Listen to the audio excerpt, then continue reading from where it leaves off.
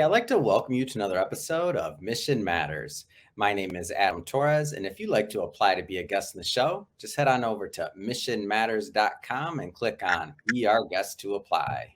All right, so today is a special episode. We are bringing Lorin Young back onto the show, and we are proud to announce that this book that we've been working on for quite some time is finally live, finally out there. First off, I just want to say, hey, Lorin, welcome back to the show, and great to have you back, and congrats on getting the book out there. Finally, we've been working on this for a while. I appreciate that. Thank you, Adam. It's good to be back with you, and I love the fact that Volume 7 is available and on the market. Fantastic. Well, Lorin, you know the drill, as do our audience. We'll start this episode the way that we start them all, with our Mission Matters Minute. So, Lorin, we at Mission Matters, we amplify stories for entrepreneurs, executives, and experts. That's our mission. Lorin, what mission matters to you? Well, I want to just acknowledge your mission. I love the amplifying of stories that you help people like me do, because life is full of an array of experiences. Some are just life-changing and really propel you in new directions. Others give you great challenges that become these foundational learning experiences. And what I've come to appreciate about Mission Matters is how you help position people like me to bring our stories forward. So I'm all about helping business owners close the gap between what they earned and what they should have earned. In other words, what did they actually earn and what should they have earned? And so the name of my business is Keystone Revenue Solutions, and we really focus on the two ends of business, that is generating sales and being able to generate those sales at a profit. So we love helping business owners who are struggling on either end of the spectrum to be able to close that gap between what they actually earned and what they should have earned. Because when you stop and think about it, entrepreneurs are some of the hardest working people in the world, who put everything at risk to try to realize their vision. And sometimes that's just a little harder than it needs to be. And people like me are here to help them make it easier.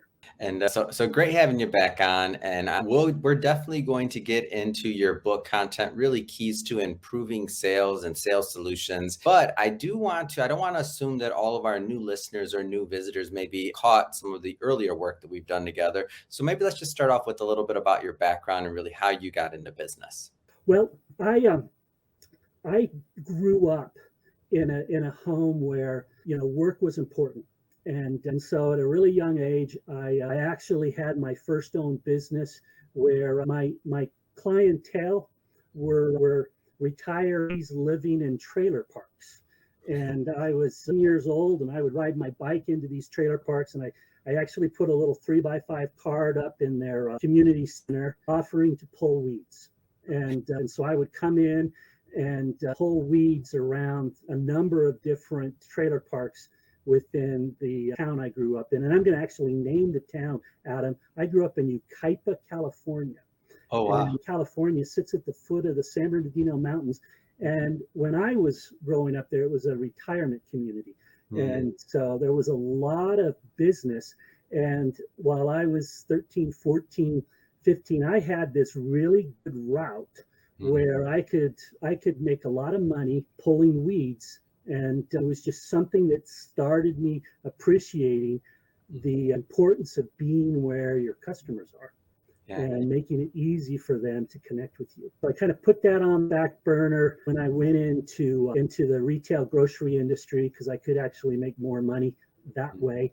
I got an MBA really to appreciate the importance of businesses structured and organized to bring more people to do business with them. And that led me into initially a career in sales. I started out with PPG Industries in a business-to-business sales experience, and then I parlayed that over into another Fortune 100 company where I rose through the ranks at Nationwide, ensuring through a series of different positions that ultimately led to me being one of their VPs of a business unit marketing and sales function. That then led me into small business ownership. So when I retired from corporate America, I bought my own business and had a number of really good years. And then I realized that I wasn't loving what I was doing. And so then I branched into consulting, where I could do both my corporate knowledge, my small business knowledge, and help people reduce the stress levels in their life as they try to make more money. And that's where I'm at today. And so, Lorin, I want to stick with a little bit longer on the earlier days of the career, because we didn't. So, like, one of the things you said, not only in your mission, but just now by your example, I mean, pulling weeds, doing things like this is hard labor. And so when I think about what it takes to succeed as an entrepreneur, there's a lot of work, obviously, that's involved.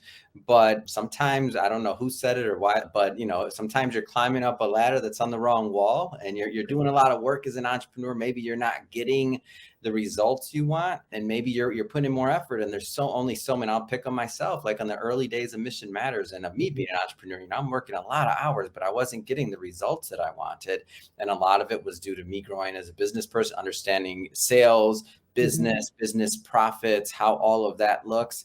We're going to talk about the book, and I feel like on the book side of things, you're definitely working with your, more, let's say, accomplished entrepreneurs. And we'll talk about what that looks like and how you as a business scientist are really looking at the numbers. But before we get into that, I want to talk about the just getting started out entrepreneurs for a little bit longer. Okay. What kind of things would you talk to them and tell them? What would your message be ultimately to get them through those early days that will eventually get them to the point to where they're considering big business profits and how to allocate those and how to increase sales and all these things? Like the younger group, let's talk to them for a moment. What kind of message would you tell them? Okay, so actually I would take them back to a really important transition point for me. Growing up, I had a couple of uncles who were corporate lawyers, and they were very successful. And so going into college, I saw myself going into a corporate law path. And my sophomore year of college, I took 3 classes. I took business law, which I aced. I took Introduction to Marketing and Introduction to Accounting. And in my Introduction to Marketing, I struggled with the professor, but it was the first textbook I ever got that I looked forward to the reading assignments. And I fell in love with the discipline of marketing. And it was in my accounting class where I actually had my first really great professor who I just loved, but I wasn't as tuned in and dialed to the discipline of accounting. And so I pursued a degree in marketing. And what I appreciate about the function of marketing is it really is about the exchange of value. So a business offers products A, B, and C, and each of those products has some value component that the customer is seeking to acquire. And so they're going to pay money to acquire that product.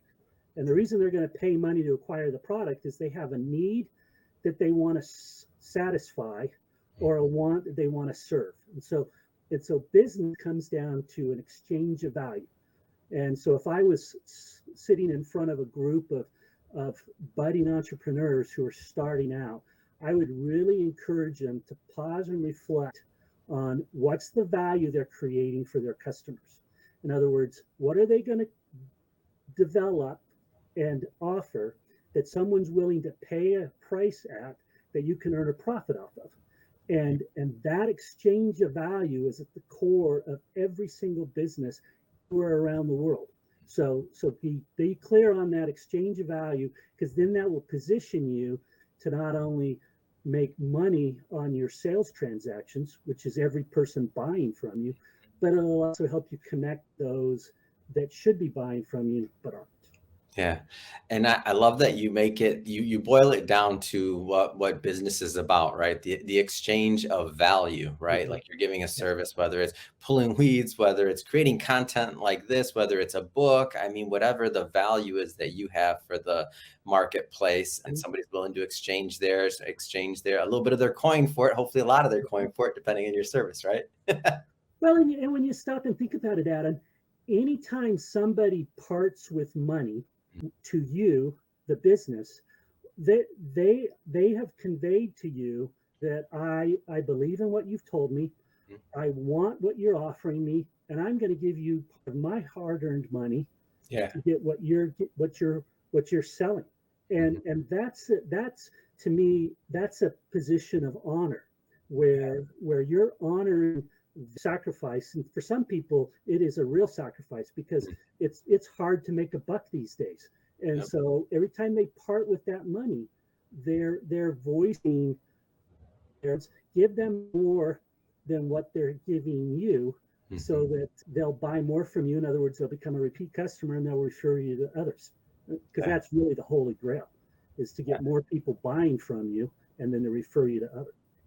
All right, let's jump around a bit here, Lorin. I do want to get into the book and spend some time there. So, Profits Originate with Customer Sales was the title of your chapter. Learn 7 keys to improving both. Just for everybody watching this, just to let you know, we're not going to go through all of it. We still want you to pick up a copy of the book. Speaking of exchanging value, I do want you to part with a little bit of money and pick up a copy. So the link to the book will definitely be in the show notes, so you can take care of that. But just to dive in, Lorin, first off, a lot of things, big career you've had and are having as an entrepreneur, a lot of different topics you could have chosen, a lot of different, I followed your content, a lot of different content pieces. Why this? Why now? Well, when I looked at the objective of the book, and that's tips to success, I reflected back on where I've been over my career and what I've come to appreciate. And I really appreciated this during my small business ownership days, where I had a team of people working for me, and we were pushing to generate more and more sales each year. What I came to appreciate is that the hardest work in business is generating new sales. Yeah. And it took me back to my PP days, where I was in a business to business sales role, and getting new customers is tough. It is hard work. And then when I pivoted into a series of corporate staff roles at Nationwide, what I came to appreciate there was just how few fully appreciated how tough sales are. They don't realize that getting people to part with their money is tough, especially when you're in a competitive situation and there's lots of alternatives. And so the function of sales is hard to excel at. And for a lot of small business owners, this is actually the most constraining part on their business, is getting that next new set of customers that they can make money from by delivering them something value. And so as I worked with different businesses, I would find myself coming in and actually relying on some of my accounting knowledge and helping them stabilize their ability to manage cash and to make more on what they're selling. But what I would find is that yeah, okay, they can get control of cash, they can make a little bit more, but what really holds them back from achieving what I think is the ultimate for small business owners, and that is financial freedom. What actually holds them back is generating enough sales, sufficient sales to fund that. So it's one thing to earn a profit on $1 million in sales, but if you could hold that profit and get it to 10 million, you've changed your life. Yeah. And so that's why I chose sales, because I appreciate how hard it is to do, especially when you don't have a big brand and a Fortune 100 company backing you. Sales gets even harder when you're one of those small guys competing in a sea of different sized competitors. It's tough, and that's the focus for my contribution. So in the chapter, you write about, as I mentioned, multiple points, so 7 key points, one of them being a model to generate higher sales. Can you talk about the importance of maybe a model and developing a model so that you can get results? So let me give you the context behind this model. So I was VP of marketing sales and sales at a pet health insurance company. And when I came into that role, we had really bad retention. In other words, I came in and we did a lot of assessment of our customer base, and we had this enormous drop off and we had two big spikes. At the end of month one, it was the end of month three, and then it was in month 11 when we would trigger the renewal. Those were our big spikes and drop-offs. And what I came to appreciate about those drop-offs was that we were too quickly to close. We had an inside sales team that were working the phones, and that was the number one source of our sales. We also had an online presence, but in both cases, what was happening is we would jump people from initial inquiry to a hard close. And we had some salespeople who were phenomenally successful at that. But what was happening was, because we were skipping a couple of those stages that are just naturally part of the progression of going from ignorance about a product to purchasing that product, we had to slow down a little bit to build a little more affinity around why they are considering pet health insurance. And what we did is we built affinity that helped them understand how the product worked and how it would help them take better care of their pets. And as that affinity started to form, their knowledge would be grounded. And so the part that was missing was the affinity phase with some knowledge. And so the model is actually ignorance. So people don't know you exist. They become aware of you. That's what your marketing is trying to do, is generate awareness. That awareness then leads to knowledge. That knowledge, people begin to form affinity for things that they now start to understand and they want. And then that will lead to purchase. And the purchase is a big deal. And so those people that dropped off in the first month or the third month, they are in the next phase, which is the sale phase, which is experimentation. And what they were led to believe and what they actually experienced wasn't meshing well, and those would drop off. So by getting the front end better, which was really around moving people to knowledge and affinity, we were able to clean up the back end. And so our retention numbers went through the roof. And we were able to take sales. We were able to grow sales by 200% by just getting that little bit of connection there that was missing. And that's what this model's about. It's about progressing people to a confident purchase.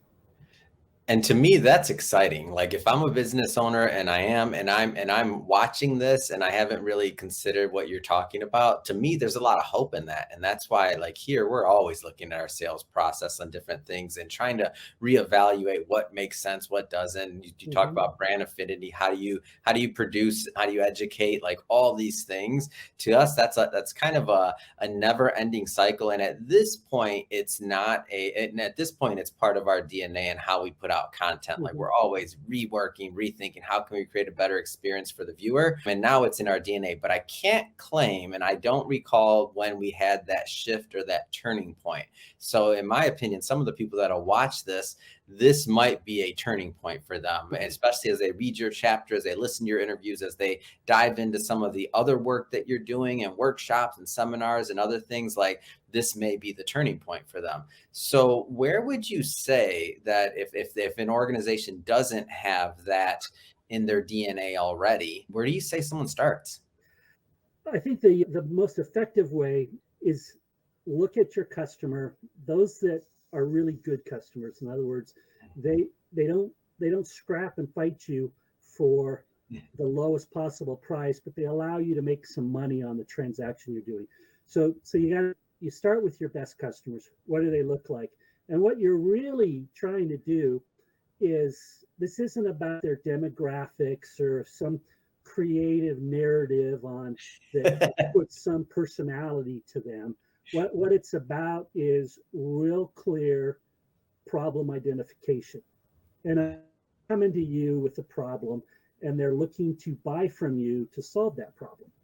And when it's around needs, it's those basic things that we just need to function and have some joy in our lives, as opposed to, you got these wants, and those wants are actually just higher forms of need that people are prepared to splurge on. But the point is, there's a problem they're trying to solve. What's the problem?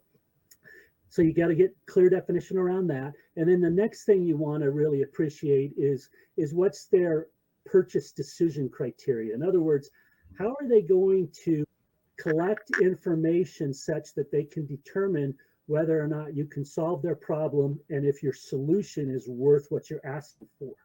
And so you're trying to get a sense of what their decision criteria is. And so you really start by knowing your customers and appreciating what it is you do that they value most and how did they come to decide on that. And those can actually be really fun conversations with some of your better customers. You can learn a lot about your business by listening to them tell you about how your product or your services make their lives better.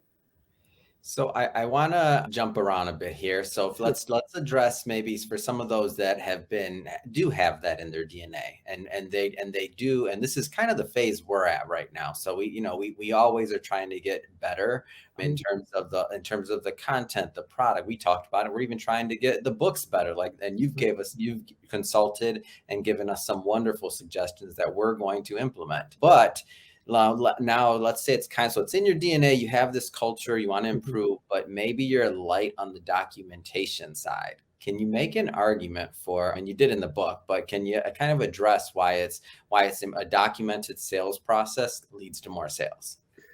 Well, the most fascinating thing that I've come to appreciate is that many people think sales is an art. And you've got these really smooth, they'll even use the word slick salespeople. And there are people that are gifted, they're naturally gifted towards selling. But there are more of us who sales is an uncomfortable space. In fact, a lot of small business owners I work with, they hate sales. They actually dread it. And because of that, their businesses struggle more than they should.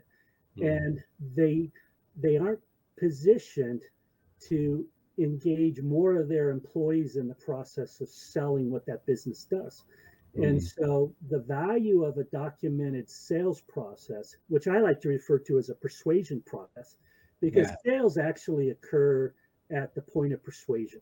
So that's when somebody is persuaded to transfer their money to you in exchange for your product or service. Commission salespeople, that's what you're paying for. You're not paying for all the front end stuff that move them into your business as a lead and a potential sales process. What you're paying for is the actual conversion, which is at that point of persuasion. And so when you think about a sales process, what it's about doing, it's about documenting that decision criteria and creating logic around how you move somebody through those phases so that they don't drop off before you get a chance to help them really appreciate what you can do for them. And so businesses that have a documented persuasion process are businesses that are more likely to get better conversion rates because they're continuously improving how they bring people through that awareness to knowledge to affinity to purchase. As they move them through that, they have more success. And that's a documentation. You got to have a process with which you can take people through. So Lorin, you mentioned working with small business owners. I'd like to take some time here and definitely talk a little bit more about your business and exactly how you're helping and consulting with small business owners. So tell us a little bit more about that. Well, the sweet spot for me are passionate and purposeful business owners who really believe in what they do. They see their business as an extension of them being able to help more people. And what they're looking for are insights and ideas into how to be and do that better. So I like to work with inquiring minds, people, and they're still not getting the results they want. That's my ideal person, because what they're doing is they've got that that trial and error where they're trying something, they're building on what works, they're jettisoning what doesn't work, and I love to come in and help fill some of those voids, because sometimes it's the smallest little shift that can produce this enormous result that can really change the face or the trajectory of that business. And I love helping people see those, appreciate how to capitalize on it so that they can ultimately, what I like to say, make more money with less stress. Because life has enough stress in it. And if you can make more money, that takes away part of the stress. But then you also got to be really smart with how you deploy your time. And so that's who I like to work with, are businesses in that situation.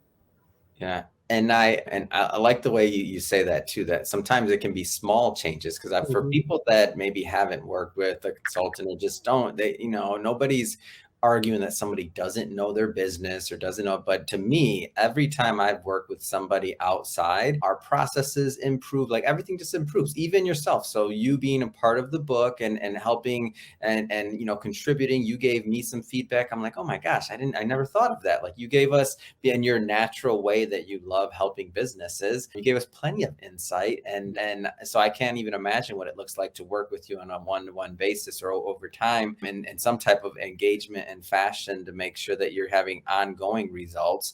I guess my question to you here would be, like, how do you typically work with individuals? Is it kind of one-on-one consulting? Is it through seminars, through workshops? Like, how do people digest your content? The people that get the best results are really relying on me to help them pause and reflect and think about their business. And so I like to help people introduce into their business what I call routine and rhythm. Routine and rhythm is about creating some disciplines in the business that are foundational to making it more successful. And so, for example, my routine and rhythm is it's a weekly call. The first week and the third week is forming the cash health of the business. It's about looking at the cash position, and it's about being able to project cash inflows and cash outflows so that you're not caught in that position of stewing and sweating over do I have cash to get me through my next payroll. So it's about building discipline around managing cash, because this is the one thing I took away from my accounting 101 class. When you're out of cash, you're out of business. And so one of the things I like to start off with is about improving donors and their management team's ability to project and manage cash. And I like to turn it into a game, in that, as we get the discipline rolling, I like to look at the difference between what we projected it to be and what it actually was. And I've got one client now that runs through about $500,000 a month in cash, and we're getting it down to where we're almost right on top of each other. Wow. Because we're really good at working together to anticipate the timing of the inflows, and then use those inflow timing to manage the cash outflows. The second week is what I like to refer to as the look back. It's look back at the previous month, and what we're doing is we're really isolating on three things. What went well? Where did we get stuck? What should we do differently? And so it's about with some proximity to the actual month, it's about looking back and seeing, okay, how did it go? What did we really learn in this month that we can apply going forward? And then the fourth week is built around projecting at least 2 months ahead. Months, we're going to generate this much in sales, we're going to spend this much in direct costs, this much in overhead. This will be our operating and our net income. And then that's part of the second week look back, where we're looking back and we're looking at how did we do versus plan. So we projected X and we delivered Y. Do we understand why the difference is? And if we do, great. If we don't, it's again those opportunities to learn, because you go back to the Wizards of Wall Street and you think about the quarterly earnings calls that happen between the Wizards of Wall Street and the publicly traded businesses. And that's what they're keying off of. You said you were going to do X and you did Y. And if X and Y are really close to each other, the stock's going to go up. If X is lower than Y, in other words, I said I was going to do this and I came in here, they're going to punish that stock. Yeah. And vice versa. They don't like it when you actually did a lot better than what you said you did. So it's about control. You best control your business when you can work within what you're anticipating to happen. And then in those months that have 5 weeks, we actually do a management development where we pick a topic that the management team could improve on, become more knowledgeable about. And so this routine and rhythm we build keeps it what I call a continuous improvement trajectory, where they're continuously learning and applying what they learn so that they get better and better results. That's fun. Yeah. Well, Lorin, I just have to say it has been great having you back on the show. I am thrilled to continue to promote this book with you and your work. And I know we're talking about working on some things together. I won't spoiler it on this episode, but I definitely see us doing a lot more work down the line, really to add value to the business community, because hey, we need you out there. That being said, if somebody is watching the show or listening to this and they want to connect and they want to inquire about working with you further, what's the best way for them to do that? The best way is via email, and we'll use the email that's easiest to remember. It's Lorin, that's Lorin, at lorinyoung.com. So visit my personal email, and then I'll connect you to the best path forward, because as each of us are in different spots, different positions in our lives and in our business. And sometimes it is about resolving those most pressing problems. Other times it's about pausing and appreciating what's going on. And so that's why we like to look at the state of the business and where the energy of the owner is, so that we can help move them where their natural energy is to improve things. And so Lorin at lorinyoung.com. Fantastic. And we're going to put all that information in the show notes so that the audience can just, get the information and connect with you and your team. Speaking of the audience, if this is your first time with Mission Matters or engaging with an episode, we're all about bringing on business owners, entrepreneurs, executives, and experts, and having them share their mission, the reason behind their mission, really why they do what they do, like what wakes them up in the morning, gets them fired up to go out there and make a difference in the marketplace. If that's the type of content that sounds interesting or fun or exciting to you, then we welcome you. Hit that subscribe button, because we have many more mission-based individuals coming up on the line, and we don't want you to miss a thing. And Lorin, again, really awesome having you back on. I can't wait till the next time we get to work together. Thanks again for coming on. Very good. Goodbye, Adam.